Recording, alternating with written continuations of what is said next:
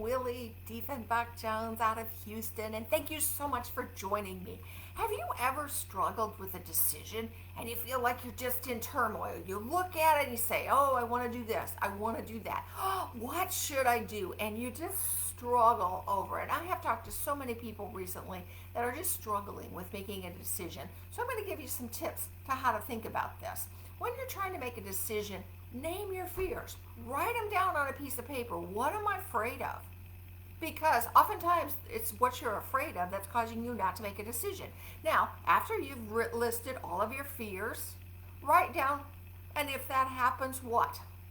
And then if that happens, what? And keep asking that question so you drill down into your why as to why that's holding you back. So maybe a decision like when I started my own business, there were so many naysayers and I was afraid I wasn't going to please people. That was a fear. So I wrote down, well, what if that happens? What if I lose friends? Well, guess what? I'm going to make new friends. And why let people hold you down if they're not where you want to be? So number 2, forget about trying to please everybody. Stop worrying about what people will think. What you have to do is make a decision, and you have to make a decision right for you. Now, that doesn't mean go out and hurt everybody else or be mean and nasty, but don't make a decision because that's what your mom and dad want you to do. That's what your sister wants you to do. I hear so many people that make decisions like that, and maybe that's not right for you.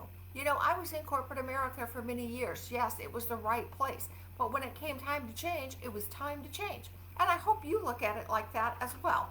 And number 3, delay. Do you have to make a decision right this minute?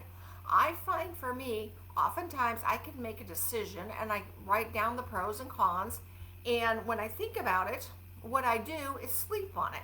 And then the next day it tells me, was that a sound decision or not? And I make the decision and move on. Because let me tell you, by not making a decision, you're making a decision. And do you want to be that person? Probably not. I encourage you to avoid analysis paralysis, and of course this is good background for me and something I have to tell myself often. Remember, you often can make a decision with only 40 to 70% of the data. You don't have to review the data and think again and ask another question. You don't have to go to that level of detail. List your pros and cons, make your decision, and move on. And what I would encourage you is think about your decisions. Are they a stepping stone or a stumbling block?